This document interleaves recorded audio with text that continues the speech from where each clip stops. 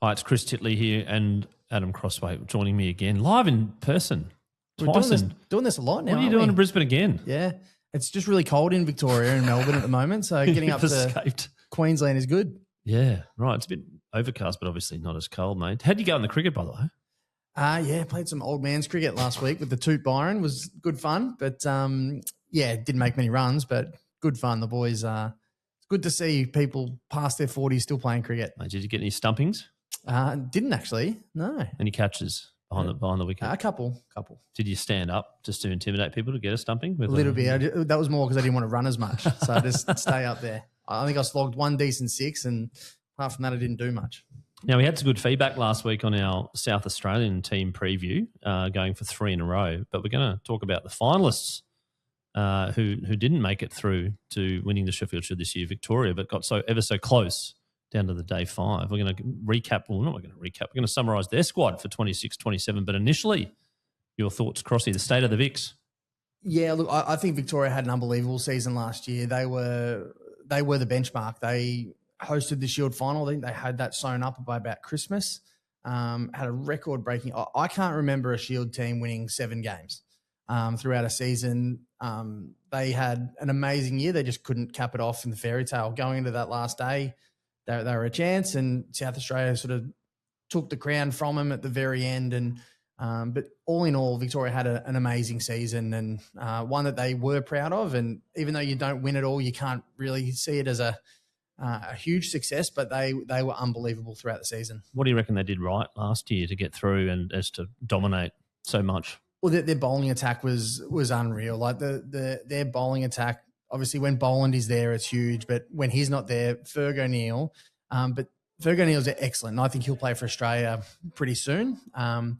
But having Elliot and Perry, 2 guys who are fighting for that spot, and as we saw with Elliot coming out halfway through that Shield final, and Perry taking a wicket with his first ball was pretty awesome. But those guys were one of them to miss, and Perry to miss the final was really harsh for the season that he had. So many wickets, both of them were outstanding. And then Todd Murphy is good, so their attack was outstanding.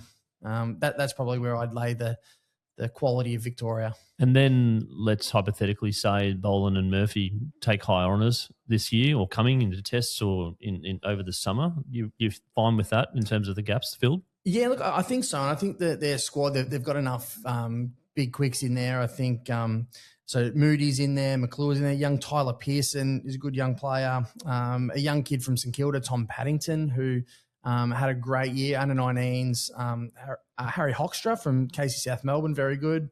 And they've got a young spinner, Ariane Jane, in there as well. So some good bowlers coming through that Victorian squad. And, it's a solid lineup to get themselves into. We also had, touching on the lineup here, 3 rookie upgrades.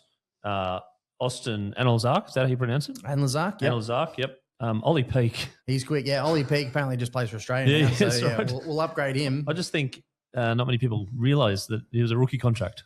Yeah, rookie contracted, then obviously upgraded throughout the season, but started as a rookie. And Tyler Pearson. Yeah, Tyler Pearson has had some injuries, but a really good young quick from out at Kingston. I think he's just made the move from club cricket to Campbell, but he's a really good young player and someone with a bit of pace. And three rookie contracts, which is a trio of Australian under-19s. This Australian under-19s team seems to be featured quite a bit in terms of where they're going, and maybe the whole team's been contracted, basically. Yeah, I think it's another good Australian under-19 squad. So Ariane Jane obviously played in the World Cup, and he's done very well. Good little spinner out of Carlton. Tom Paddington had a great year with St Kilda, won a premiership, and led that St Kilda bowling lineup and put his name up on the board, was outstanding. And then the same thing with Harry Hoxtra. He's been really good for KC South Melbourne. Got a really big run-up, big left armour that's can swing the ball and bowls with some good pace.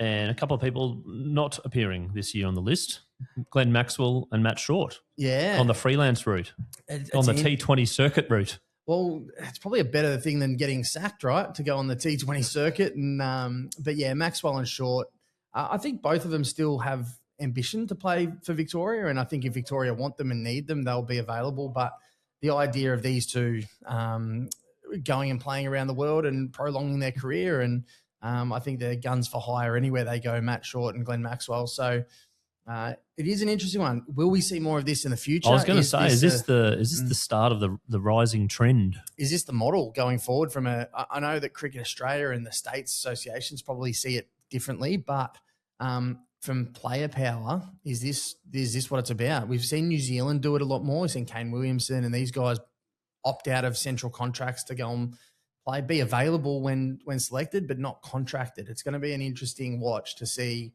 what happens in that space. And in terms of private ownership, I think the South African League was acquired or the teams were acquired, and then therefore a number of them sort of conflicted with test matches and they extended the season, and all of a sudden where's the test? Oh, the test's not here. Oh, we're playing just some T20 cricket. Yeah, it's going to be a really interesting thing. You could be a T20 gun for hire around the world and spend only a couple of months in your home base. So it will be an interesting trend to see where that goes. I think Sean, our chief statistician, did a little summary on the number of players that play BBL but that don't play Shield cricket or not contracted to their state. I think it was around about 25.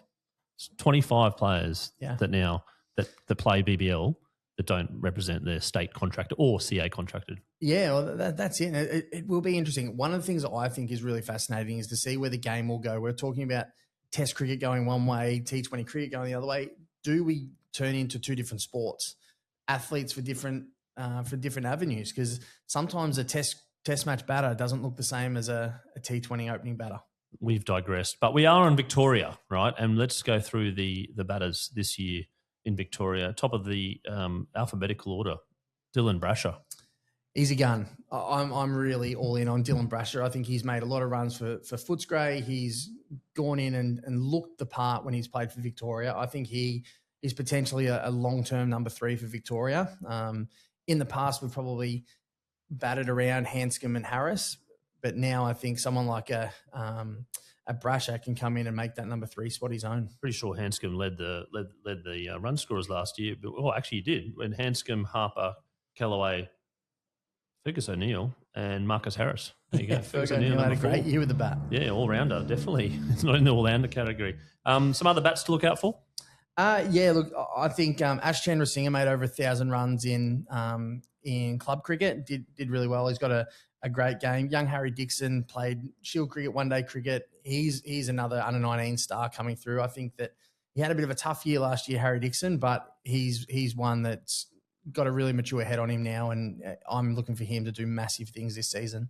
And we did talk about the South Australian quicks, and you can line them up against the Victorian quicks. Where are they standing?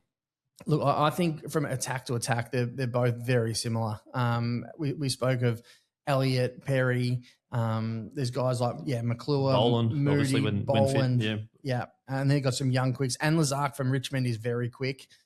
He's just got a little bit more pace on him. And have you faced him in grade cricket? I have. He almost knocked my head off, actually. So he's. I think that's why I probably think he's a bit quicker than what he is. But he's fast. And there's a young kid by the name of Matt Hennick, who's not contracted, but he's in the state squad, and he's probably bowling the fastest in Victoria at the moment. And he's training with the squad, so watch for him in white ball cricket as well. And we've got a couple of spinners, Doug Warren and Todd Murphy.